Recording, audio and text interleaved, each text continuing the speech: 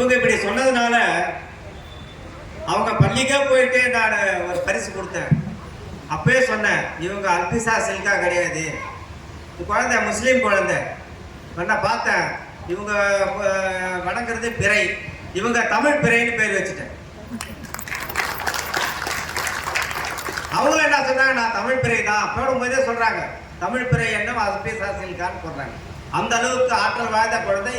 இந்த ஆண்டே இவங்க 1330 குரல் முடிச்சிடுவாங்க.